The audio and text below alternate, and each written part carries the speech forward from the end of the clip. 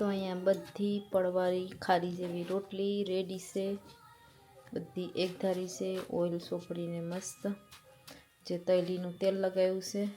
તો ચાલો ચાય પણ રેડી છે અને માંડવી પણ બફાઈ ગઈ.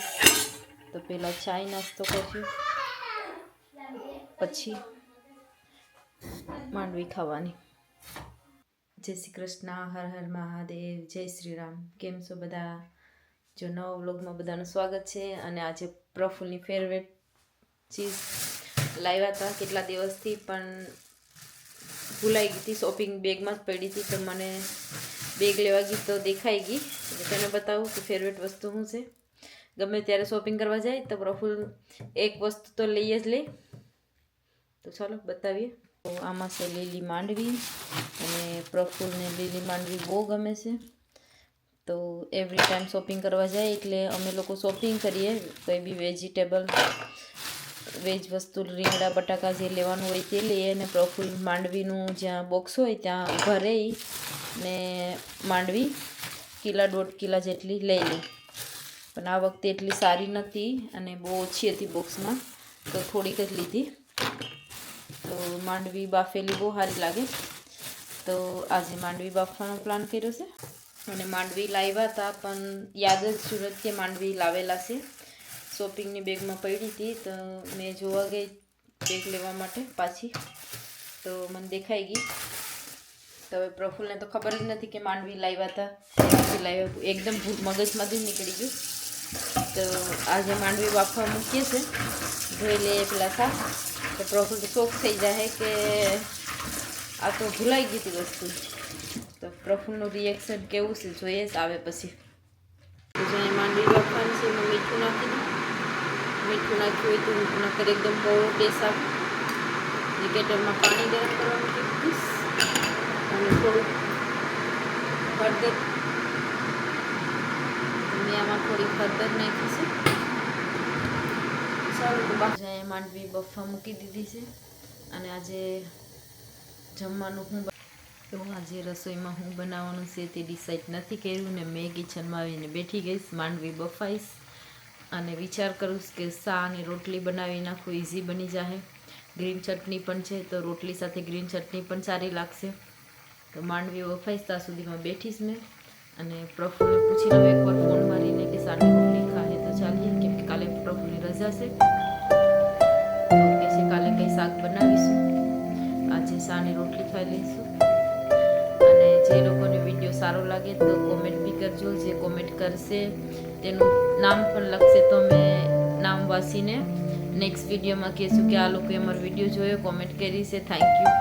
તે લોકોને thank you very much. Thank you, તમે લોકો અમારો વિડીયો જોશો. અને ગમે તો લાઈક કરજો અને શેર પણ કરજો. કોમેન્ટ જરૂર કરજો અને લાઈક બી કરજો. અને કોઈ નવા ચેનલમાં હોય તો સબસ્ક્રાઈબ પણ કરી દેજો, એટલે નવો વિડીયો આવે તો તમને મળી જાય. અમને બીજા નવા વિડીયો બનાવવા માટે બારે પણ હમણાં બારે થોડુંક વેધર ઠંડુ અને ચેન્જ થયા કરે, જલ્દી અંધારું પણ થઈ જશે. હમણાં અંધારું થઈ ગયું છે બારે, 3:30-4 વાગ્યા સુધીમાં અંધારું થઈ જાય, તો બારે નીકળાતું નથી. તો થોડું સમર સ્ટાર્ટ થાય એટલે પછી બારે થોડા નીકળશું વિડીયો બનાવવા માટે સ્પેશિયલ. થેન્ક યુ બધાને.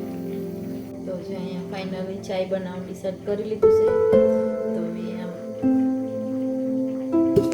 તપેલામાં આયલું કૂટડી નાખ્યું અને 4 એલચી લઈ લઉં. આજે સ્પેશિયલ ચાય બનાવવાની છે, કેમ કે 4 રોટલી સાથે સ્પેશિયલ ચાય બનાવવી પડે તીખી. તો જેમાં આયલું કૂટડી નાખ્યું, હવે એમાં એલચી નાખી દીધી છે. તપેલામાં જ કૂટડી નાખવાનું, પછી એમાં દૂધ નાખી દેવાનું, ચાય બની જાય સાથે.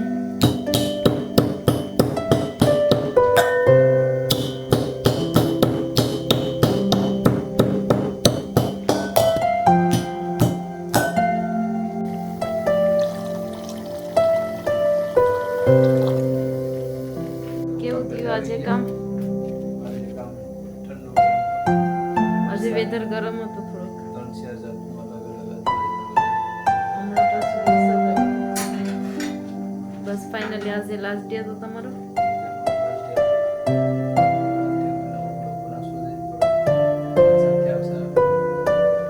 દિવસ પ્રફુલ્લ ના હોય વ્લોગમાં.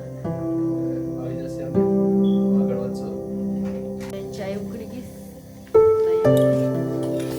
મિક્સ કરી કાઢું.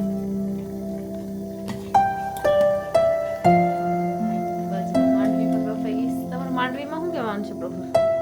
તમને યાદ હતું કે માંડવી હતી? આજે ફાઇનલી માંડવી અમને મળશે કેમ કે અમે લીધેલી 3-4 દિવસ થઈ ગયા.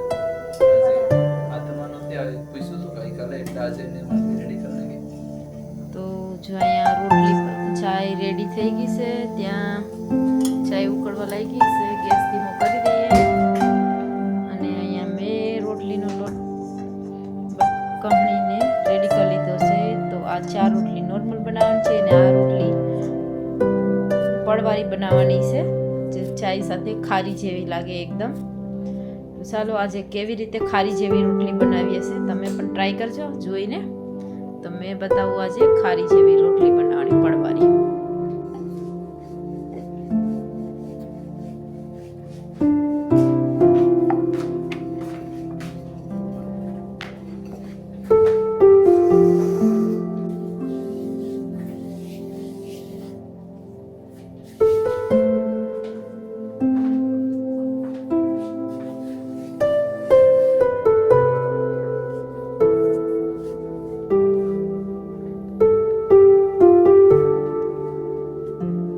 ખારી જેવી રોટલી બનાવવા માટે જો બધીને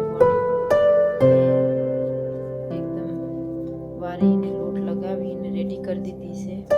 અને આ 4 શાસ્તી માટે છે, એની ગમતી નથી, તો એના માટે સિમ્પલ બનાવવાની છે. તો કેવી રીતે બનાવીએ છીએ જોઈએ.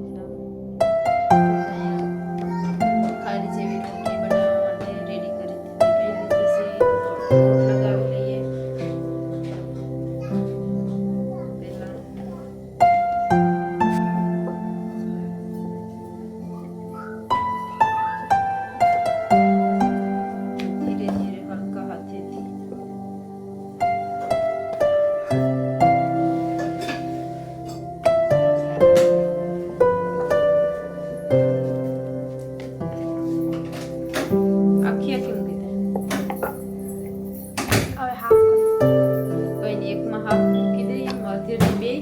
એકમાં આખી મૂકી દે.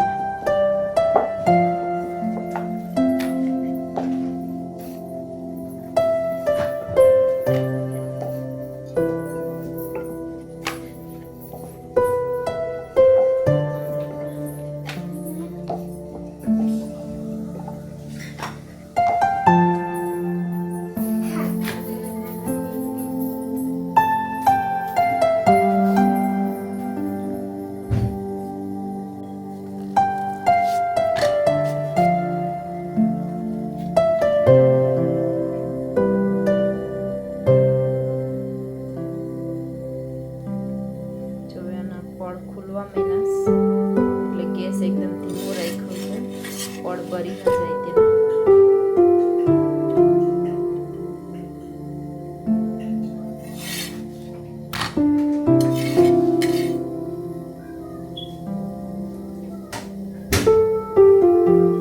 આ છે ખારી જેવી પડવાળી રોટલી.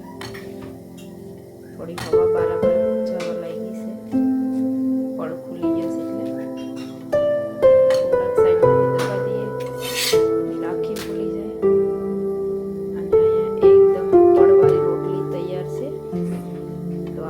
બધી રોટલીને બનાવી લઈએ. તો આ પડવાની રોટલી, તેમાં મેં અહીંયા તેલ લીધું છે. તો તલનું તેલ લગાવી લેવી ગરમ ગરમ રોટલી પર.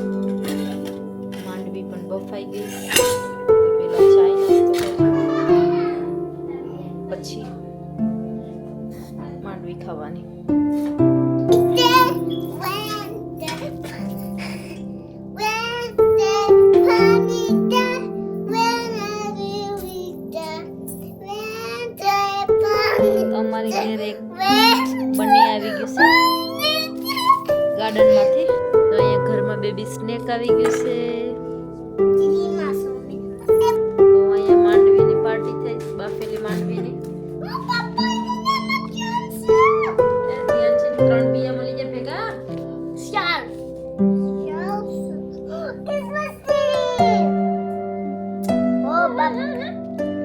માનજો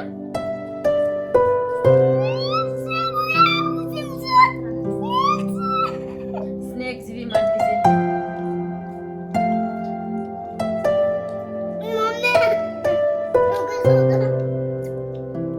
તો ધ્યાનથી સ્નેક જેવી માંડવી મળી ગઈ છે.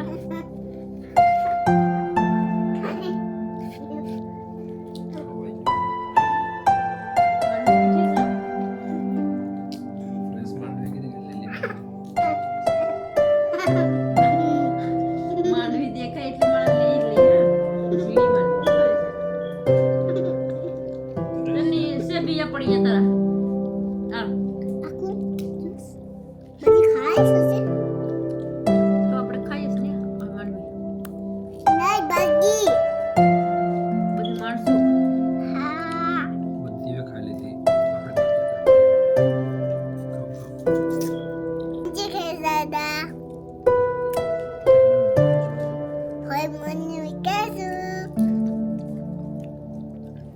દેખાડ તો ક્યાં માંડવી છે.